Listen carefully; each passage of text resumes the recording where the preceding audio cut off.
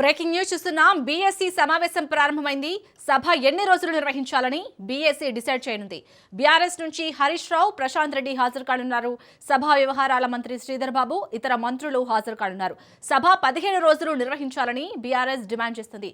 సభలో power point presentation కు BRS demand చేస్తుంది. కృష్ణా, గోదావరి నీటి వాటాలపై సభలో చర్చ జరగనుంది. రాష్ట్రంలోని ఇతర సమస్యలపై కూడా చర్చించాలని బీఆర్ఎస్ పట్టుబడుతుంది.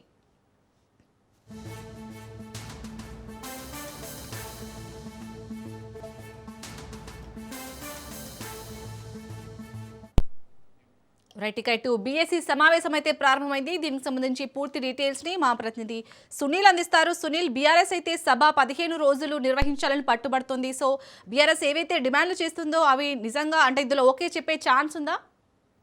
ప్రస్తుతము శీతాకాల అసెంబ్లీ సమావేశాలు ఈరోజు ఉదయం 10 గంటల 30 నిమిషాలకు ప్రారంభం కావడంతో అసెంబ్లీ సమావేశం ప్రారంభం కాగానే అటు దివంగత నేతలకు సభ మొత్తం కూడా సంతాప తీర్మానం ప్రకటించింది. ఆ తర్వాత మాజీ ముఖ్యమంత్రి కేసీఆర్ వచ్చి సంతాప తీర్మానం చేస్తుండగానే మధ్యలో నుంచి వెళ్ళిపోవడం పట్ల రాజకీయంగా కూడా కొంత విమర్శలు తలెత్తున్నాయి. దీంతోపాటు కొన్ని సమస్యల మీద వివిధ నియోజకవర్గాలకు సంబంధించిన ఎమ్మెల్యేలు తమ సమస్యల గురించి అసెంబ్లీలో చర్చించారు. ఆ సమస్యలు ముగిసిన తర్వాత సభ వాయిదాను జనవరి 2వ తారీఖు వాయిదా వేయడం జరిగింది. ప్రస్తుతం బీఎస్సీ సమావేశం జరుగుతుంది. ఈ సమావేశంలో బీఆర్ఎస్తో పాటు అదేవిధంగా సిపిఐ సిపిఎంఎల్ పార్టీ నేతలు, అదేవిధంగా బీజేపీ నేతలు కూడా, అన్ని పక్షాల నేతలు కూడా ఈ బీఎస్సీ సమావేశంలో పాల్గొన్నారు. ఎన్ని రోజులు సభ నిర్వహించాలి, ఈ సభలో ఎలాంటి ఎజెండాలు సభ ముందు తీసుకురావాలనే అంశాలపై మాత్రం ప్రస్తుతం అయితే బీఎస్సీ సమావేశం జరుగుతుంది. ఇక ఈరోజు జరిగినటువంటి సమావేశం సంబంధించి మనతో మాట్లాడడానికి ప్రభుత్వ విప్పు డోనకల్ ఎమ్మెల్యే రామచంద్ర నాయక్ గారు ఉన్నారు. అని అడిగి మళ్ళీ చూస్తున్నాం. కేసీఆర్ ఈరోజు వచ్చాడు, వెళ్ళిపోయాడు, బీఎస్సీ సమావేశం స్టార్ట్ అయింది. ఎన్ని రోజులు నిర్వహించాలని మీరు భావిస్తున్నారు? 15 రోజులు నిర్వహించాలని బీఆర్ఎస్ ప్రభుత్వం భావిస్తుంది. ఏం చెప్తారు? ముఖ్యంగా ప్రజాప్రభుత్వం మరి శీతాకాల సమావేశాలు వారం రోజుల పాటు నిర్వహించే మరి పరిస్థితి కనబడతా ఉంది. ఇప్పుడు బీఎస్సీ మీటింగ్ నడుస్తూ ఉంది స్పీకర్ గారితో. మరి వారు ఏం తేలిస్తే అది మరి దాని ప్రకారంగా రేపు చర్చలు జరిగే అవకాశం ఉంది.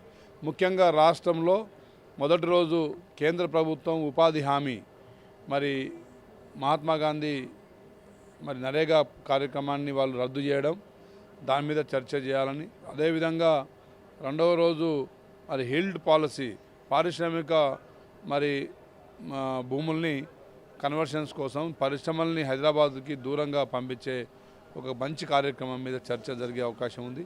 అదేవిధంగా కృష్ణా వాటర్లో కృష్ణా బేసిన్లోంచి మరి ఆంధ్ర ప్రభుత్వానికి గతంలో కేసీఆర్ గారు దోచిపెట్టిన వాటా గురించి చర్చ జరిగే అవకాశం ఉంది.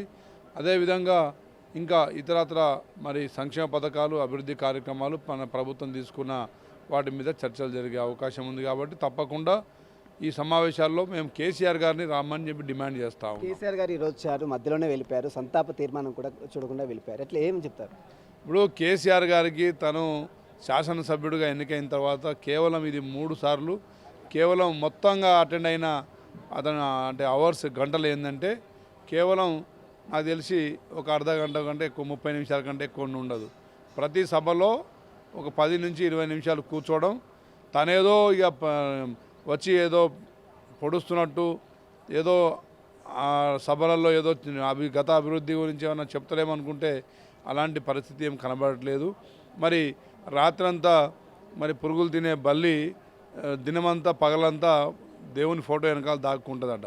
గత 10 సంవత్సరాలు తెలంగాణ ప్రజల ఆస్తుల్ని కొల్లగొట్టి, ప్రజాధనాన్ని కొల్లగొట్టి, మరి చేసిన అభివృద్ధి ఏం లేక, చెప్పుకోవడానికి ఏం లేక, ఇట్లా ఏదో వస్తున్నట్టు తన శాలరీలు ప్రతి నెల తన వచ్చే జీతాల కోసం మాత్రం అటెండెన్స్ కోసం కనబడమే తప్ప తెలంగాణ ప్రజల మీద కానీ తెలంగాణ అభివృద్ధి మీద కానీ ఎలాంటి తనకు శ్రద్ధ లేదనే విషయం కనబడతా ఉంది. కనీసం సంతాప దినం మాజీ మంత్రివర్యులు రామిరెడ్డి దామోదర్ రెడ్డి గారి మరి సంతాపం నడుస్తుండగానే మరి వెళ్ళిపోవడం, ఇది తెలంగాణ మరి రాజకీయ నాయకులకు తను ఇచ్చే విలువేంటో తెలుస్తూ ఉంది.